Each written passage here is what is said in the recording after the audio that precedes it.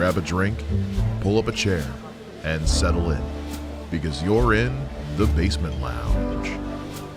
Welcome back to the Basement Lounge. We are hanging out today with someone who was on the show, our second episode, and it's been almost a year, and she's back. It's Aimee James. Hi, Aimee. Hi, Mike. Welcome back. It's good to talk to you again. Good to see you. Hey, so good to see your face. I haven't seen a person who's not my mother in so long. Don't feel bad. I see my boyfriend and his daughter every day, and I love it. But I do miss my dating people. So I love you guys. Tired of your faces. I love you guys. Yeah, but I do miss my friends once in a while. So yeah, it's been a long 4 or 5 months. So. I know. It's only like I keep thinking back to, we had Andrew Medikitis on for a big Valentine's Day special, and it was this big whole thing. And it feels so long ago. It was February. It wasn't that long ago.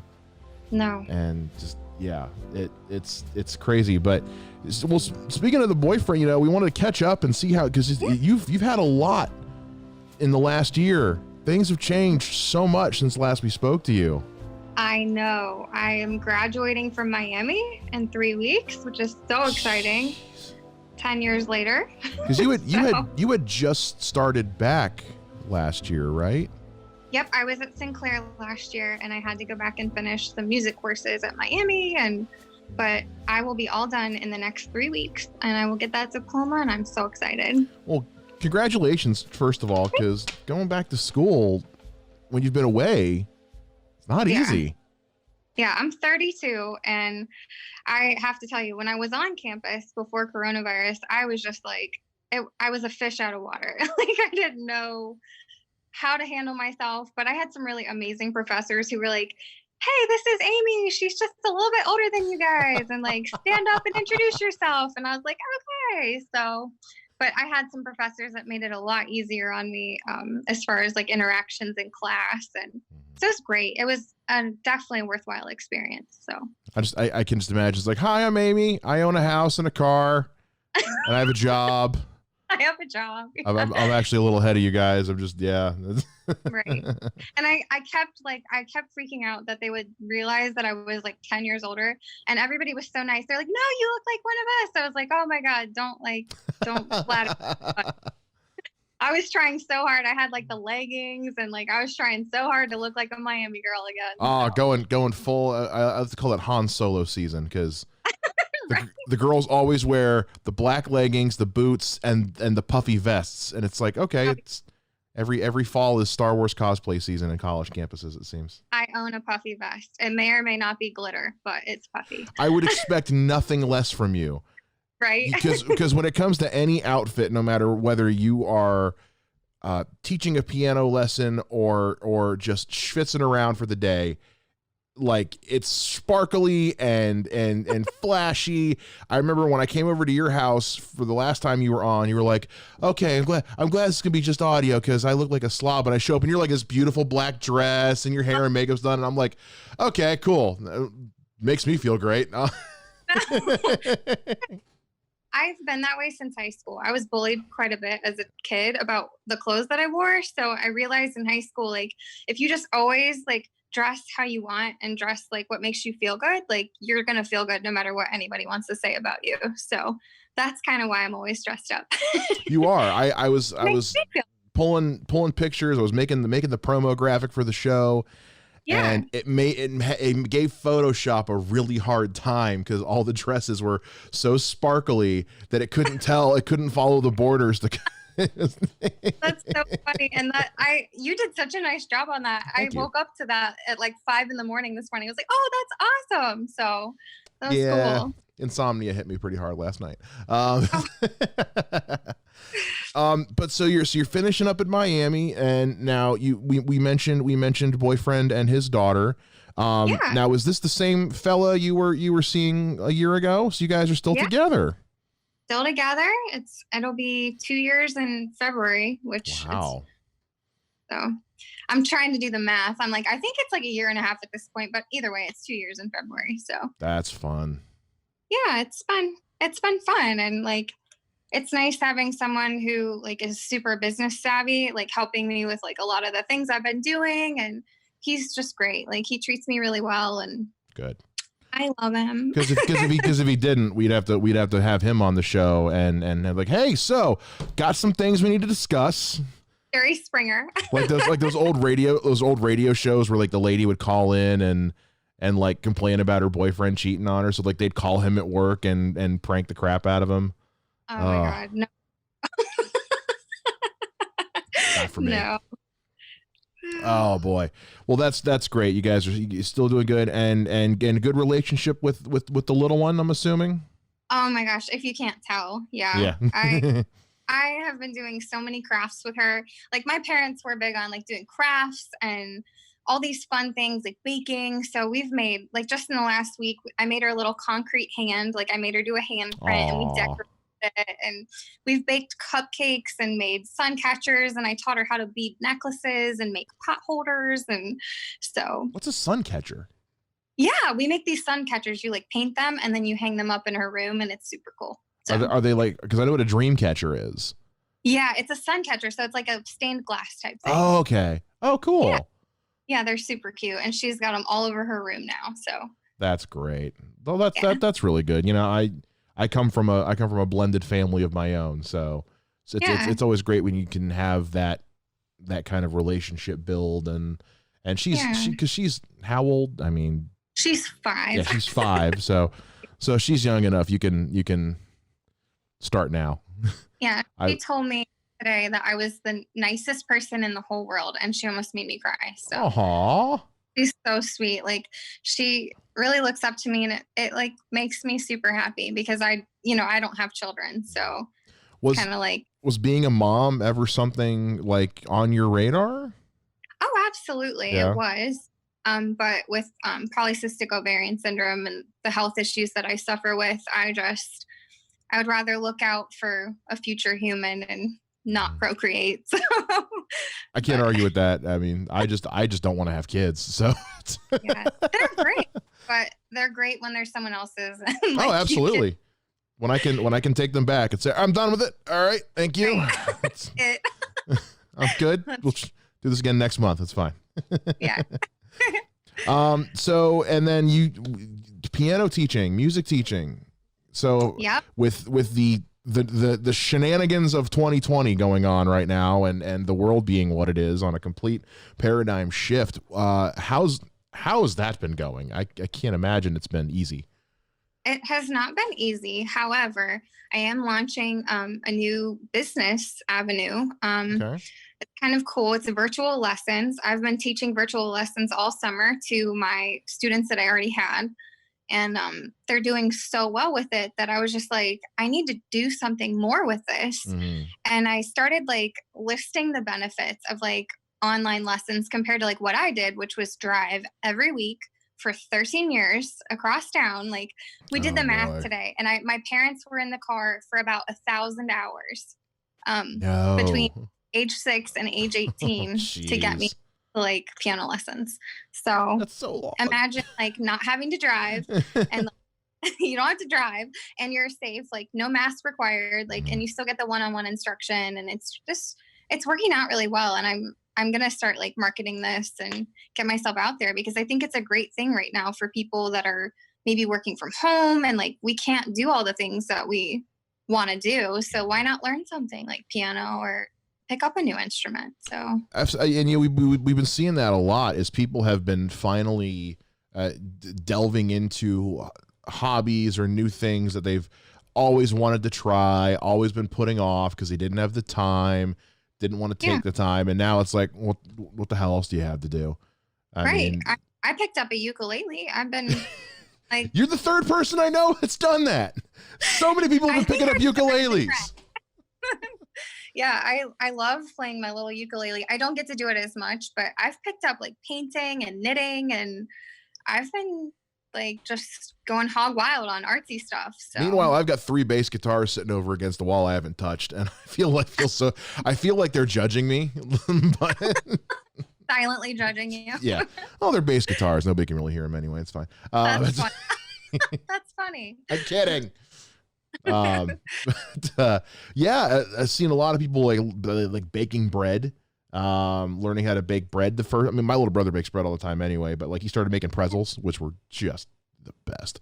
Um, I I start well, yeah. And I'll wake up in the morning, I'll speak pretzels.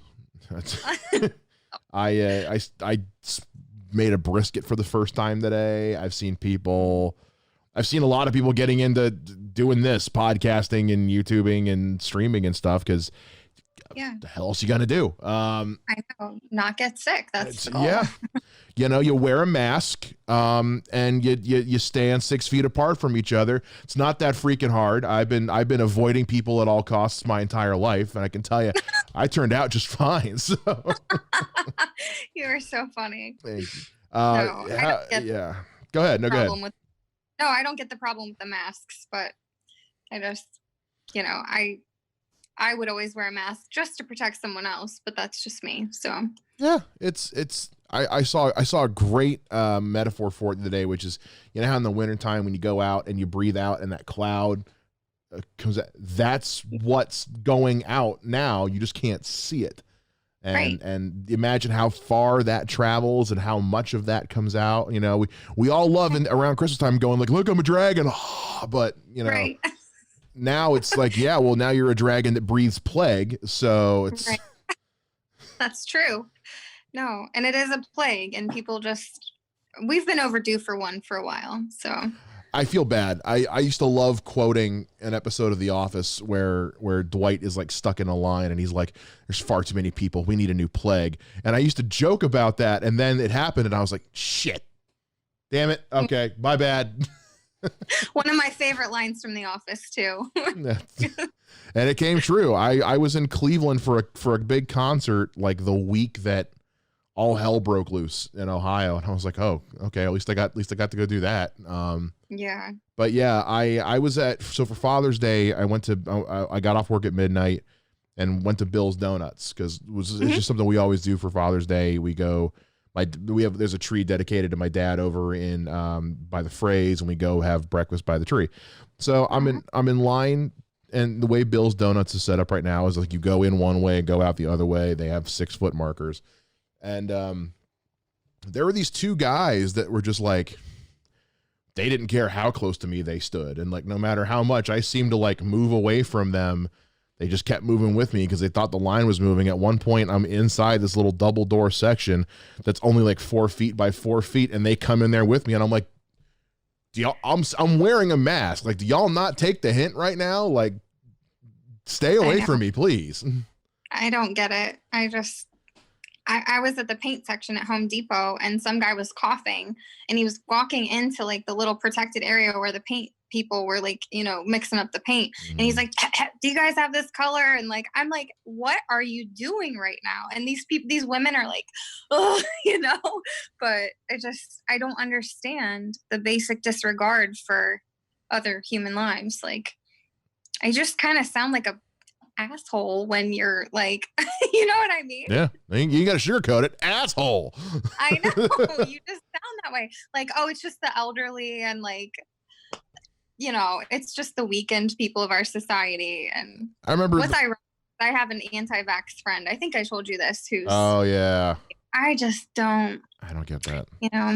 Let COVID run rampant, but don't vaccinate your children. Like this, we're not talking about like, like growing up, like my grandparents and my dad were very much of the generation of like, oh no, he's gonna put the penny in the light socket. No, wait, hang on. So you're not gonna do that again now, are you? But like even now, it's like I remember people when this first started, like, oh, it's only got a 4% mortality rate. It's like, yeah, but 4% of 6 billion people is a lot of people. A lot of people. It's still a lot of people. Astronomical. And the way it's affecting like 30-year-olds is scary as well. Like, my boyfriend went to the doctor today to like see about his leg. He's got a little leg injury. And the doctor's like, yeah, these 30-year-olds are having strokes and blood clots. And like, my parents had it. So like, it's just, and I know the seriousness of it. Like, I watched them struggle with fevers for 5 or 6 weeks, 101-degree fevers nonstop. And like the skin on their lips peeled off. Like, everything. It was crazy. It's a weird virus, but And the test alone is so invasive. right, Just let's take this foot long Q-tip and we're gonna poke your brain with it. right. Just no, I'm good. No, Yeah. I'm just gonna stay home. yeah, no, I'm just gonna I'm just stay in my basement and wear my mask when I'm fortunate enough, like I still get to go to work, and my job has been very thorough with like separation and not bringing people back if they don't need to, because most of the people who are working from home right now are like salespeople. They can work from Yeah. home. Only ones of us, I work at the news station. We're only one of us going in are the people who have to be there so that like things will go over the air. There's only so much we can do from home. But they've got to split up. But like I'm seeing so many other places companies who are they just opened up as soon as they could, and a lot of them are closing back down now. Yeah. It was kind of like a jump reaction, like, oh, we need to open back up, and then it's like, no. We should have stayed closed. And I get that the insecurity of like, the worrying about making money and the economic side of it. I get that. Yeah. But I'm also a firm believer that shouldn't be their fight to fight. If we can bail out banks and multi-billion-dollar airlines, I see no reason why the 416 diner, best diner in Dayton, Ohio, I don't care what Dayton.com says, shouldn't get a small bailout of their own, because what are they going to do? Right. Well, and my boyfriend owns Kitty Brew in Mason. And no shit. Yeah. I didn't know that. Yeah. All right, cool. Yeah, he owns Kitty Brew, and he's been like relentlessly like trying to get help for the business, and like he's just been fighting for them so hard, because Kitty Brew is amazing. Like it's a great like adoption. Like they do all these adoptions like more than anybody else has ever done. It's crazy. They just do such a nice job in the area, and I love it, and I love the concept behind it, and I just don't want to see anything happen to like places like that. That's just, it's not right. Like, and if we can bail out, the airlines or the cruise ships, or like, why can't we bail out small businesses? I don't know. I don't understand that. But he has kept, like, he and the other owner have kept Kitty Brew afloat, and it's been great. Like they just reopened, and I think some of the employees are nervous about, like, I think everyone's nervous. Like anyone that's taking this seriously is nervous. So yeah. And it's a stressor for a lot of people. You and I were talking yesterday. My little brother, he goes to Kent. He's a freshman at Kent, and it's his first year. I feel so bad. His first year of college, he got through one semester at kinda, and then this happened. Right at the start of the spring semester. I remember they were sending kids home just for like spring break. And they were halfway to Dayton, and they got the email saying, "Nope, campus is closing. Come empty your dorms out." It was that quick of a turnaround, and now they're gearing up for fall semester, and they're basically just leaving it all the responsibility on the students. Like they're like, "Yep, dining hall. You still have to come eat in the dining hall. We're encouraging you to stay 6 feet apart. We're all the public spaces are still going to be open." They're trying to do. I've seen like big schools like Princeton and Harvard are going online only. But then there's a whole thing with that where they're kicking out the exchange students. Wow. Because they can't. They're not letting them stay if they're international, and it's a mess. It's everyone's looking out for. I mentioned this yesterday. We're putting a price on human life now. Absolutely, and it's not okay. Like. I don't understand. And especially like if we could keep things open, like everyone wants to, obviously, why not? What's the harm in wearing a mask? Even if it's not as miraculous as they claim it to be, how is that like hurting anybody? I just don't understand that. Like it's a piece of fabric. Yeah. Like, what do you have to lose? Like you may save a life, you may not, but like, I'd rather take a chance on saving a life than like the other way. Yeah. So. We're asking you to put, I've seen people, they go buy like the balaclavas and pull them up over their head. I almost said baklava. That's something totally different. My aunt made us all little masks out of t-shirts. It's You know what? Everyone always says, I wish it was Halloween all the time. Pretend it's Halloween all the time. Wear a mask. Wear a mask. If Slipknot can wear masks on their faces for a 3-hour concert, you can wear one for 6 minutes while you go buy groceries. Right. I totally agree. Although I am not about buying groceries. Ever since I've discovered Burger Click List, I am on. So I just roll up and they throw them in the car. Like, thank you, ma'am. I'm like, please don't call me ma'am, but I'll take it. We tried that twice and it went just awful both times. They didn't have what we wanted, or they double charged us for stuff. And so my mom finally better. That's good. I swear, because like, if you imagine, like, this click list thing, people are starting to do it now more than ever. Mm-hmm. So I think they just got bombarded, and it was like, oh my gosh, now what do? We don't have like the sheer mass of people to do this. And we don't have like, but they're getting better. So I'm going to give it to the Krogers in Fairfield. Like, they're getting a little bit better. So Amazon has my address memorized at this point, though. Mine too. Go back. I mean, I kind of feel bad because it's like, oh, that poor guy is here every day. But I'm also like, look, man, you're working, and I need socks. So I wear socks too. That's funny. Yeah, I'm not going out. I'm not going to Walmart and Target. Nope. Having worked at Walmart, I don't trust them to do a good job dealing with this. And also, I'm just lazy and it's 91 degrees outside. I don't want to go out. So I ordered a toothbrush and razor. I'm like, I'm doing my shopping on Amazon for all my toiletries.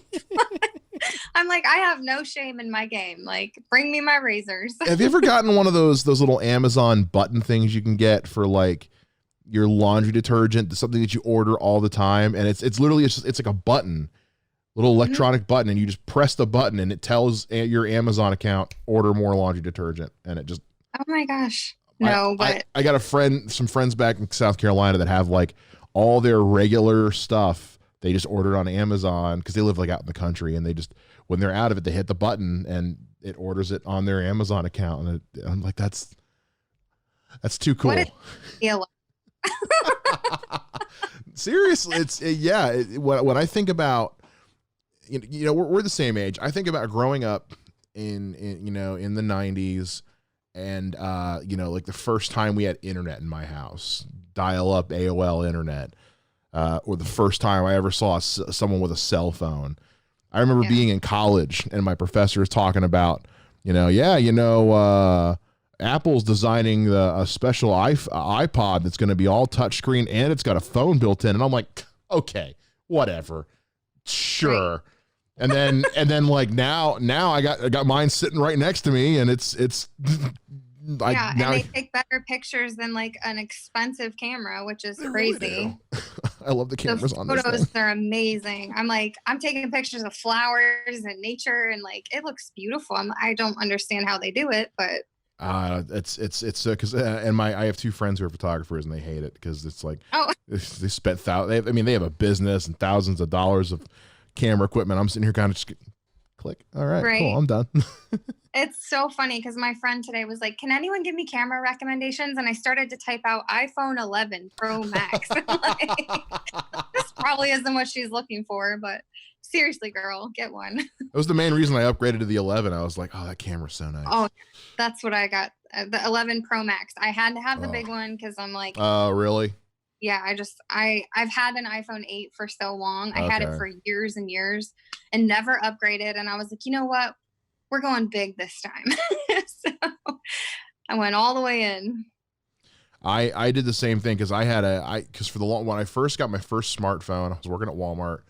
I had like the cheapest Samsung you could get, it cost like $30 on Boost Mobile. And I remember going through like 6 Androids in like the span of 3 years because they just kept dying and not working. And so when I moved up here and I had a good job, I splurged on a 6S Plus, and that was I babied that thing until the day I finally we switched over to Sprint, so I got the 8 Plus, and I was like, I got my big phone. But honestly, after a year of carrying a brick in my pocket everywhere I went, when the 11 came out, I was like, can I just get the regular one, please? Yeah, I like the brick, and I don't have pockets, so. Oh, okay. Yeah, that's true. Yeah, I got a purse. I had to constantly pull it out of my pocket because I couldn't sit down if it was in my pocket. So, Oh yeah. Do you know what my first smartphone was? You're gonna laugh. did you have a Sidekick? No, I Okay. wish. That would have been so Paris Right. Hilton. That would have been Avenue. But I had a Palm Centro Oh man, with the little stylus. I never had one of those. Oh my God, I loved it so much. I thought I was cool, like the coolest person at Miami. So I was like, look at me in my little Centro with my little stick. My parents were a little uptight when I was growing up. They mellowed out considerably by the time my younger siblings were in high school, which made me just a little pissed off. But because it's like I couldn't have gotten away with half this shit when I was their age. But yeah, I mean, my brothers and I, we didn't have a cell phone at all. We got one when we went away to college, but it was one of those. It was like, no texting, no data. Yeah. 200 minutes to be shared amongst everybody. One of those things. Right? I wanted a little Palm stylus thing, and my dad was like, "Why do you need one of those?" I'm like, "I don't know, because it's cool." That's awesome. So you're like, I have homework today. I always have homework, but I get to get my stick out. yeah, it's like, "Oh, you need that? You got a pen and paper, don't you?" Meanwhile, my dad was like the VP IT guy, and I'm like, "You mess with all this shit all day, every day." Right. That's not I want fair. to be like you, Dad. That's not the actual answer, but if it works. So yeah, no, never had a Sidekick. Never had a BlackBerry. We had a BlackBerry for like a week. I hated it. That's what I hear from a lot of people is they hated them. I never had one. Like I could not go from what I had to a BlackBerry. I was like, take this back. I don't care what I gotta pay to put it back on the shelf. I don't want this phone. Wow. So, yeah, I hated it. So I tried it and it was glitchy and like there was this little roller ball in the middle. And I was like, I love the look of it and I liked the keyboard because I'm not gonna lie, I loved a keyboard, like a little keyboard. It was great, but you get used to the touch screen eventually, and then it's not a big deal. Did you ever have a Razor? Oh my God, I had a Razor, and I think I sent that back after like 3 weeks. Okay, I never had one of those either. Kept dropping it. Like that's my issue with phones is I drop them, and that's why I shouldn't have an iPhone 11. But see, I've never had that problem. I've never had a problem ever with like dropping phones, cracking screens. Like when I swapped out my 8 Plus for the 11. She was like, "Wow, this is in like amazing condition." I was like, "Yeah, I don't know what's wrong with everybody else in the world.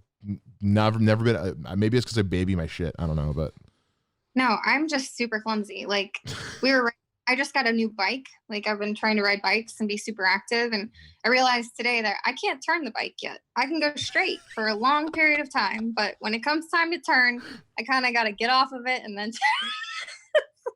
So sad. Oh, I'm man. super clumsy. So, and I know that about myself. So whenever the stores are like, "Oh, do you want the insurance on this?" I'm typically like, let's see, let me weigh the pros and cons here for a minute because I'm going to drop it. So insurance is weird because if you don't get it, that sucker's going to break within a month. Yep. But but if you get that insurance, that thing will be indestructible. Yeah. And not for me, but oh, so you're the one who needs the insurance. I am. And like, I didn't get my screen protector in time from Amazon when I got my iPhone 11.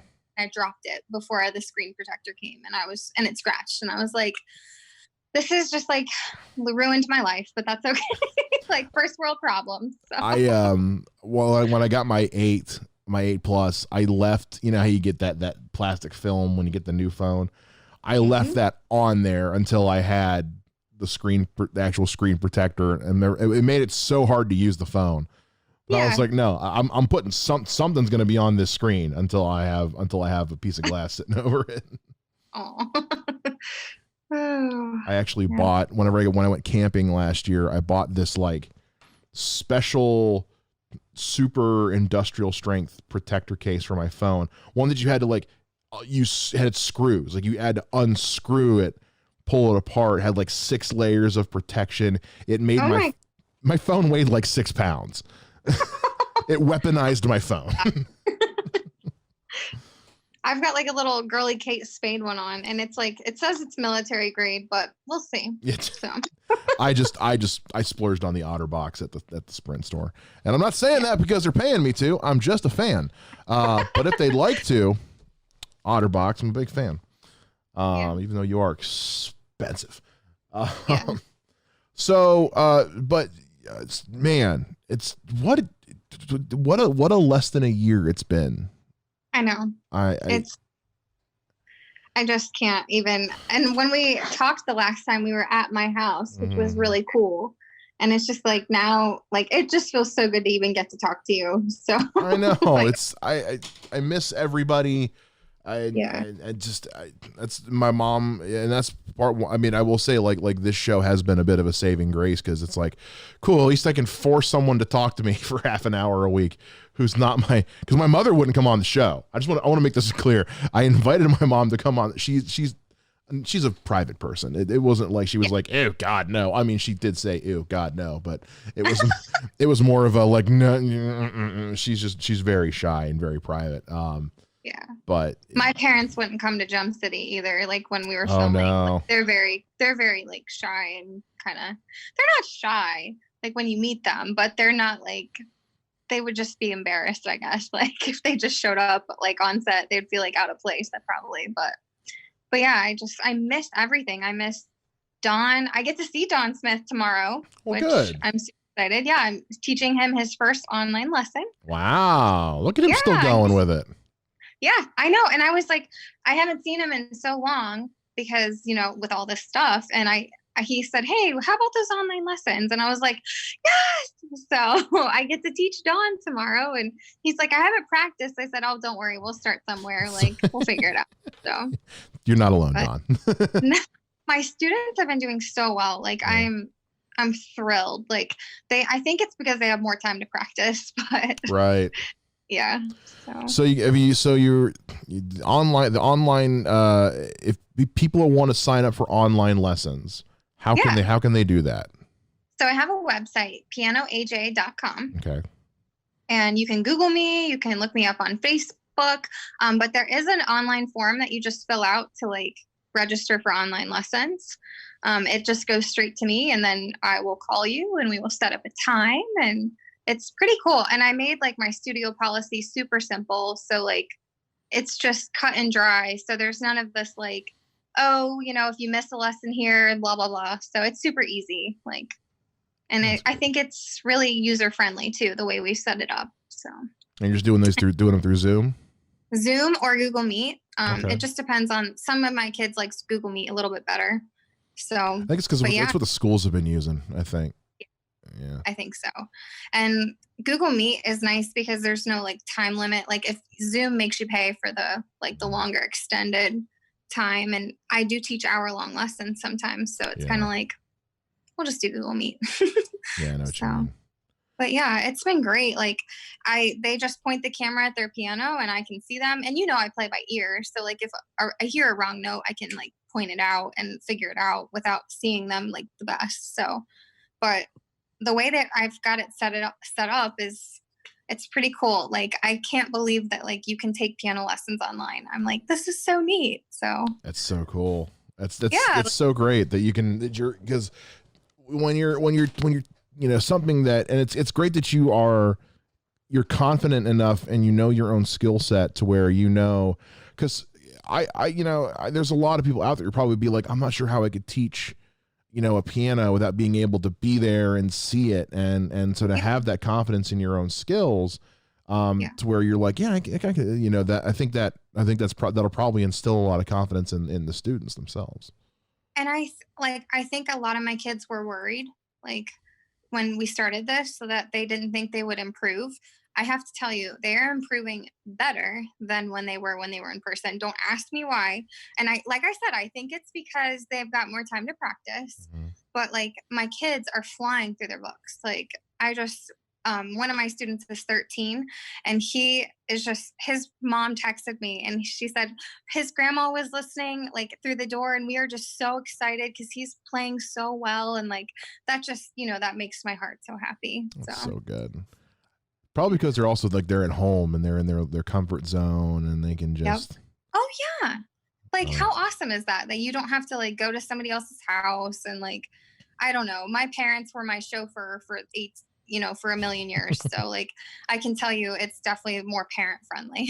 So, but I'm hoping to get some more adults as well, just because like it's very fun to teach adults, and I never knew that until I started teaching Dawn and a couple other people. I was like, oh my gosh, this is fun because they can read. So like some of my students can't read, so that's like a struggle with some of the things, but because you're trying to explain the alphabet and the musical alphabet, and it's like, oh god.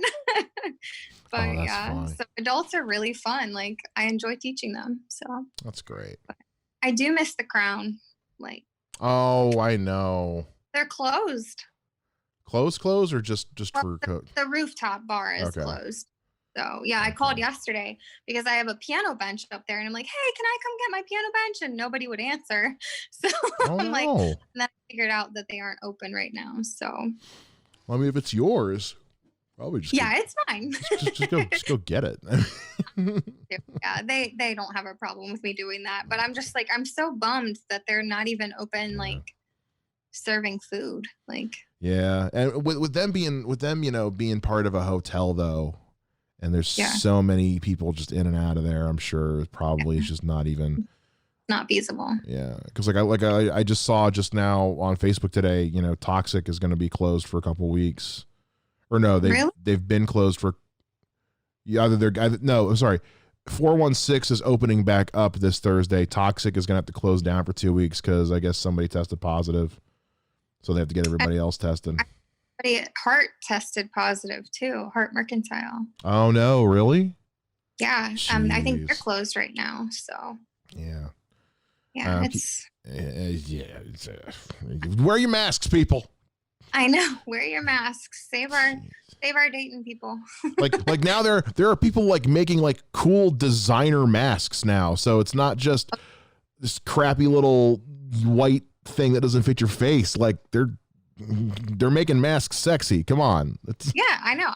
I'm gonna order that glitter one. There's like a rhinestone that I just really want. So yeah, looks like a Snapchat filter. I got I know the yeah. I got one coming in the mail that looks like something out of a Batman comic book, and I'm like, you know what? If I'm gonna wear it, yeah. Yeah, I've got one for different outfits, like polka dot and purple. Of course you like, do. Someone made them for me, so we need more of that stuff on your Instagram. Like, I love the stuff that you post, but like I want Aimee James coordinating masks with dresses and stuff on Instagram. Like, that could be its own thing. I'm gonna, you know what? TikTok. I might have to do that. TikTok would go crazy on TikTok. Aren't they banning TikTok? I don't know. Seems like nowadays they're trying to ban anything. Yeah. They're just salty about the Trump rally. Anyway, we're gonna move on. Okay. Oh wow. We've been going for 40 minutes already. Good Lord. Oh my gosh. I love talking to you, Aimee. I really do. I love talking to you, Mike Shea.